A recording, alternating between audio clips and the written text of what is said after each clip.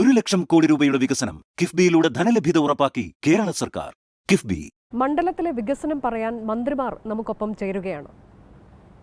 ഇന്ന് എനിക്കൊപ്പമുള്ളത് മന്ത്രി Shri V N വാസവനാണ്. Minister, സ്വാഗതം. നമ്മൾ ഈ വികസനമാണ്, തെരഞ്ഞെടുപ്പ് വരുമ്പോൾ തീർച്ചയായും പ്രധാനപ്പെട്ട ഒരു അജണ്ട എന്ന് പറയുന്ന വികസനമാണ്. മന്ത്രിയുടെ മണ്ഡലം ഏറ്റുമാനൂർ മണ്ഡലമാണ്. ഞാൻ ഏറ്റുമാനൂർ മണ്ഡലത്തിൽപ്പെട്ട ഒരാളുമാണ്. അപ്പോൾ എന്താണ് മണ്ഡലത്തിലെ വികസനത്തെക്കുറിച്ച്? അതിൽ കിഫ്ബിയെ നമുക്ക് മാറ്റി നിർത്താൻ കഴിയില്ല. ഏറ്റുമാനൂർ മണ്ഡലത്തിൽ ഒരുപക്ഷെ കേരളത്തിലെ 140 മണ്ഡലം എടുക്കുമ്പോൾ മുൻനിരയിൽ വികസന പ്രവർത്തനങ്ങൾ നടന്നൊരു മണ്ഡലമാണ് ഏറ്റുമാനൂർ. 4100 കോടിയിൽ പരം രൂപയുടെ വികസന പ്രവർത്തനങ്ങൾ ഈ കാലഘട്ടത്തിൽ നടന്നിട്ടുണ്ട്. അതിൽ മേജർ പോർഷൻ കിഫ്ബിയാണ് ഫണ്ട്. പ്രധാനമായും ആതുര സേവന രംഗത്ത് കോട്ടയം മെഡിക്കൽ കോളേജ് ലോക ശ്രദ്ധ ആകർഷിക്കുന്ന മെഡിക്കൽ കോളേജാണ്. 1250 കോടി രൂപയുടെ വികസന പ്രവർത്തനങ്ങൾ മെഡിക്കൽ കോളേജിൽ നടന്നു. ഒന്ന് സർജിക്കൽ ബ്ലോക്ക്, 560 ബെഡും 14 ഓപ്പറേഷൻ തിയേറ്ററും. 2 സൂപ്പർ സ്പെഷ്യാലിറ്റി ബ്ലോക്ക്, അത് ഉദ്ഘാടനം ചെയ്യാൻ പോകുന്നേ ഉള്ളൂ, മറ്റേ ഉദ്ഘാടനം ചെയ്ത് കഴിഞ്ഞു. സൂപ്പർ സ്പെഷ്യാലിറ്റി ബ്ലോക്കിന് 360 ബെഡും 12 ഓപ്പറേഷൻ തിയേറ്ററും. ഇപ്പുറത്ത് പ്രധാനമായും ക്രിട്ടിക്കൽ കെയർ IC, അതോടൊപ്പം തന്നെ ഇൻഫെക്ഷ്യസ് ഡിസീസിൻ്റെ റിസർച്ച് സെൻറ്റർ ഉൾപ്പെടെയുള്ള. മറ്റൊന്ന്, നേരത്തെ തന്നെ കാഷ്വാലിറ്റിയിലെ വിവിധ ബ്ലോക്കുകൾ പ്രത്യേകമായി ഉദ്ഘാടനം ചെയ്ത് കഴിഞ്ഞിരുന്നു. ഇതുകൂടാതെ കാർഡിയോളജിയുടെ സെക്കൻഡ് ഫേസ്, അത് കാർഡിയോ തൊറാസിക് സർജറിക്ക്, അത് 36 കോടി രൂപ, അതിപ്പോൾ ഈ 2 ദിവസത്തേക്ക് ഉദ്ഘാടനം ചെയ്യും. പിന്നീട് അതിലെല്ലാം ഉപകരണങ്ങൾ, ഇപ്പോൾ കാത്തിലാവ് 3 എണ്ണമായി, അതോടൊപ്പം തന്നെ ultrasound, CT scan, MRI scan, ഈ 3 തരത്തിലുള്ള സ്കാൻ സംവിധാനങ്ങളെല്ലാമായി. ഒപ്പം നമുക്ക് പ്രധാനമായും ഈ ആന്തരിക അവയവങ്ങളെ സംബന്ധിച്ച് പരിശോധന നടത്താൻ സഹായിക്കുന്ന രൂപത്തിലുള്ള വലിയ രൂപത്തിലുള്ള ആധുനിക സംവിധാനങ്ങൾ എല്ലാം വന്നു കഴിഞ്ഞു. അതിൽ CM ഒരു പ്രധാനപ്പെട്ട ഉപകരണമാണ്, അതുൾപ്പെടെ അവിടെ വന്നിരിക്കുന്നു. പിന്നെ നമുക്ക് ഓൺകോളജി വിഭാഗത്തിൽ നേരത്തെ കോബാൾട്ട് യൂണിറ്റ് ആയിരുന്നു, ഇപ്പോൾ ലീനിയർ ആക്സിലേറ്ററാണ് റേഡിയേഷൻ കൊടുക്കാൻ വേണ്ടിയുള്ളത്. ഇങ്ങനെ പരിശോധിക്കുമ്പോൾ അവിടുത്തെ കാർഡിയോളജി ബ്ലോക്കിന്, ഓൺകോളജി വിഭാഗത്തിന്, അതുപോലെ തന്നെ ഗൈനക്കോളജി വിഭാഗത്തിന്, ഇതിനെല്ലാം വേണ്ടി പുതിയതായി കെട്ടിടം നിർമ്മിക്കാനും ഉപകരണങ്ങൾ വാങ്ങാനും എല്ലാം കിഫ്ബി ഫണ്ട് കിട്ടിയിരുന്നു. ഇതുകൂടാതെ നവകേരള സദസ്സുമായി ബന്ധപ്പെട്ടൊരു 7 കോടി രൂപ ഒരു മണ്ഡലത്തിലേക്ക് ഒരു MLAക്ക് കിട്ടി. ആ 7 കോടി രൂപ 4 കോടി രൂപ മെഡിക്കൽ കോളേജിനും 3 കോടി രൂപ ICH എന്ന് വെച്ചാൽ കുട്ടികളുടെ ആശുപത്രി, ഈ രണ്ടിനും ചേർന്ന് ഞാൻ കൊടുക്കുകയാണ്. അങ്ങനെ പൊതുവിൽ കോട്ടയം മെഡിക്കൽ കോളേജ് ഇപ്പോൾ 1250 കോടി രൂപയുടെ വികസന പ്രവർത്തനങ്ങൾ നടന്നിരിക്കുന്നു. അത് കിഫ്ബിയാണ് ഫണ്ട്. രണ്ടാമത് എടുത്തു പറയേണ്ട ഒരു കേസാണ് യൂണിവേഴ്സിറ്റി.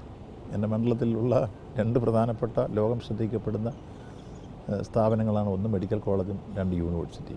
യൂണിവേഴ്സിറ്റിയിൽ ഇപ്പോൾ നാനോ ടെക്നോളജിയുടെ റിസർച്ച് സെൻറ്റർ, അതുപോലെ ഹോസ്റ്റല്, അതുപോലെ തന്നെ അവരുടെ ലൈബ്രറി ബ്ലോക്ക്, ഇങ്ങനെയുള്ള പുതിയ ഇൻഫ്രാസ്ട്രക്ചറെല്ലാം ഉണ്ടായ കോൺഫറൻസ് ഹാൾ ഉൾപ്പെടെ കിഫ്ബി ഫണ്ട് ഉപയോഗിച്ച്. ഇതിനു പുറമെ കോട്ടയം ജില്ലയിൽ തന്നെ ഏറ്റവും വലിയ സ്പോർട്സ് കോംപ്ലക്സ് 47.17 കോടി രൂപയ്ക്ക് നമുക്ക് കിഫ്ബി ഭരണാനുമതി തന്ന് നാളത്തെ കഴിഞ്ഞ് ഉദ്ഘാടനമാണ്.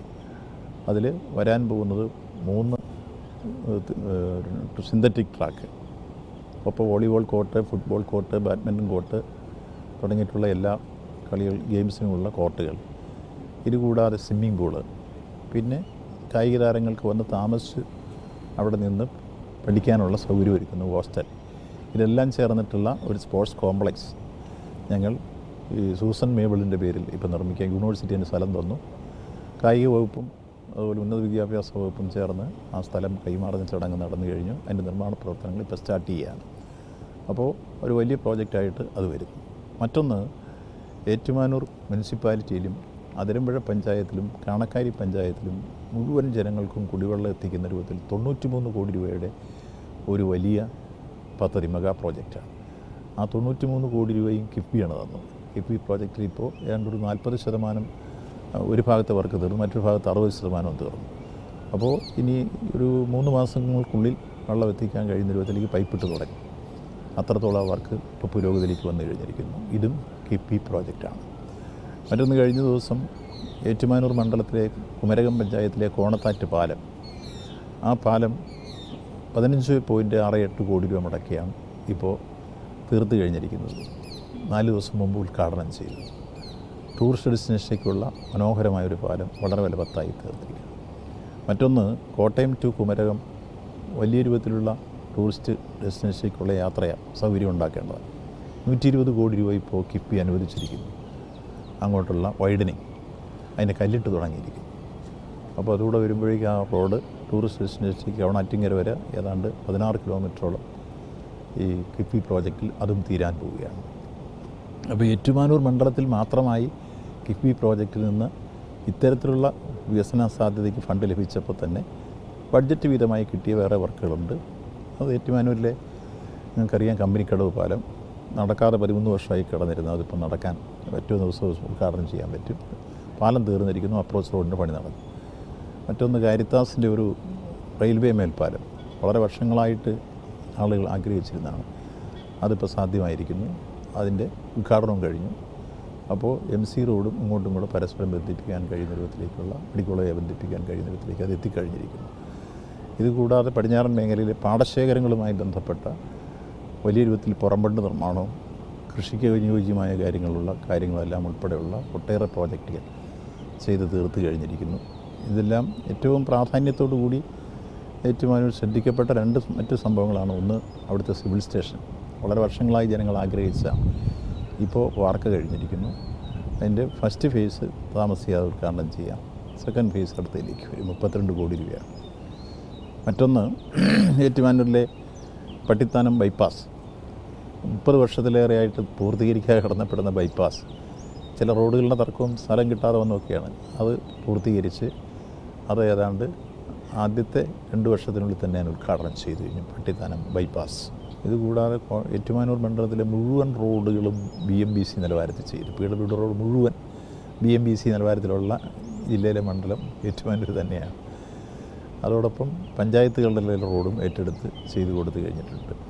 പിന്നെ സ്പോർട്സിന് വേണ്ടിയുള്ള സൗകര്യം ഇപ്പം നീണ്ടൂർ പഞ്ചായത്തിൽ 50 ലക്ഷം രൂപ MLA ഫണ്ടും 50 ലക്ഷം അവരും മുടക്കിയിട്ട് ഇപ്പോൾ ഒരു വലിയ പ്ലേ ഗ്രൗണ്ട് ഉണ്ടാക്കിയിട്ടുണ്ട്. ആർപ്പുകര പഞ്ചായത്തിലും ഐമനം പഞ്ചായത്തിലും എല്ലാ റോഡുകളും BMBCയും അതോടൊപ്പം ഐമനം പഞ്ചായത്തിലെ ആതുര സേവന സങ്കേതം പൂർത്തീകരിച്ച് കഴിഞ്ഞിരിക്കുന്നു. അത് ഉദ്ഘാടനം ചെയ്ത് കഴിഞ്ഞു. ആർപ്പുകരയിലാണെങ്കിൽ ഇപ്പോൾ ഏറ്റവും പ്രധാനപ്പെട്ട റോഡുകളെല്ലാം പൂർത്തീകരിച്ച് കഴിഞ്ഞ്. ഇപ്പോൾ അതിലേറ്റവും നമ്മൾ ഈ പറയുന്ന അടിസ്ഥാന സൗകര്യ വികസനം എന്നുള്ളത് കിഫ്ബി നടപ്പാക്കുന്നത് എങ്ങനെയാണെന്ന് ഇപ്പോൾ താങ്കൾ വിശദമായി തന്നെ പറയുകയാണ് മണ്ഡലത്തിൽ. അതുകൂടാതെ വൻകിട പദ്ധതികൾ, ഇപ്പോൾ ശബരി റെയിൽ, അതുപോലെ തന്നെ വിഴിഞ്ഞം തുറമുഖം, അതുമായി ബന്ധപ്പെട്ട പുനലൂർ കൊല്ലം വിഴിഞ്ഞം സാമ്പത്തിക ഇടനാഴി, അത് വളരെ പ്രധാനപ്പെട്ടതാണല്ലോ. അപ്പോൾ അതിനു വേണ്ടി തുക അനുവദിക്കുന്നു. അതുണ്ടാക്കാൻ പോകുന്ന മാറ്റങ്ങൾ അതിൽ കൃത്യമായി പറഞ്ഞാൽ 1900 കോടി രൂപ ശബരി റെയിൽക്ക് ഇപ്പോൾ അനുവദിച്ചു കഴിഞ്ഞു. കോട്ടയം ജില്ലയിലാണത് വരുന്നത്. 2, ഇപ്പോൾ ഇടനാഴിയുടെ കാര്യം സൂചിപ്പിച്ചു. പുതിയ കോറിഡോർ വരുന്നു. അതിന് കിഫ്ബി ഫണ്ട് അനുവദിച്ചിരിക്കുന്നു. തിരുവനന്തപുരം, കൊല്ലം, പത്തനംതിട്ട ഈ 3 ജില്ലകളെ ബന്ധിപ്പിച്ചുകൊണ്ടുള്ള വലിയ വികസന സാധ്യതകളാണ് ആ രംഗത്ത് വരുന്നത്. അത് വന്നു കഴിഞ്ഞാൽ ഉണ്ടാകുന്ന വിഴിഞ്ഞം തുറമുഖത്തിൻ്റെ പ്രാധാന്യം നമുക്കറിയാം. നാട് ഏറ്റവും കൂടുതൽ വികസിക്കാൻ പറ്റുന്ന ഏറ്റവും അടിസ്ഥാന സൗകര്യമാണ്. ആ സൗകര്യത്തോടു കൂടി നമുക്കുണ്ടാകാൻ പോകുന്നത് നമ്മുടെ സാമ്പത്തിക, കാർഷിക, വ്യാവസായിക, തൊഴിൽ മേഖലയിൽ വലിയ പുരോഗതി ഉറപ്പാക്കാൻ കഴിയുന്ന രൂപത്തിലേക്ക് വിഴിഞ്ഞം തുറമുഖവും അതിൻ്റെ പശ്ചാത്തല വികസനവും ഈ രൂപത്തിലേക്ക് വളർന്നു വരുമ്പോൾ സംഭവിക്കാൻ പോകുന്നു എന്നുള്ളതാണ്. അതിനാണ് ഇപ്പോൾ ശബരി റെയിൽവേ തന്നെ വിഴിഞ്ഞത്തേക്ക് എക്സ്റ്റെൻഡ് ചെയ്യാൻ കഴിയുമോ എന്നുള്ള കാര്യവും പരിശോധിച്ചുകൊണ്ടിരിക്കുക. അപ്പോൾ കിഫ്ബി ഫണ്ട് ഇപ്പോൾ 1900 കോടി രൂപ ശബരി റെയിൽവേക്ക് തന്നു കഴിഞ്ഞു. ഇപ്പം തന്നെ നമ്മുടെ നെയ്യാറ്റിങ്കര തൊട്ടിങ്ങോട്ടുള്ള റോഡുകൾ, ആ റോഡുകളിലേക്ക് നമുക്കിപ്പോൾ ഫ്ലവർ ലീഫ് ഉണ്ടാവണം, പുതിയ ഹൈവേയുമായി ബന്ധപ്പെട്ട് വിഴിഞ്ഞത്തേക്ക്. രണ്ടാമത്തത് നമുക്ക് റെയിൽവേ നമ്മൾ 10.7 കിലോമീറ്ററാണ് റെയിൽവേ. അതിൽ 9.2 കിലോമീറ്റർ ടണലാണ്. അപ്പോൾ അതിൻ്റെ കൊങ്കൺ റെയിൽവേ DPR എല്ലാം തയ്യാറാക്കി അത് അംഗീകരിച്ച് ഇപ്പോൾ സ്ഥലമെടുപ്പ് 2 ജില്ലയിലേക്ക് കഴിഞ്ഞു. 3ാമത്തെ നടന്നുകൊണ്ടിരിക്കുന്നു. അപ്പോൾ സമീപകാല ഭാവിയിൽ ആ റെയിൽവേയുടെ വികസനം വരും, 2 റോഡ് വികസനം വരും. ഈ കണക്ടിവിറ്റി കൂടി വരുന്നതോടുകൂടി വിഴിഞ്ഞം തുറമുഖം ഇപ്പോൾ 2, 3, 4 ഘട്ടത്തിൻ്റെ പണി നടന്നുകൊണ്ടിരിക്കും. 2028 അത് പൂർത്തീകരിക്കും.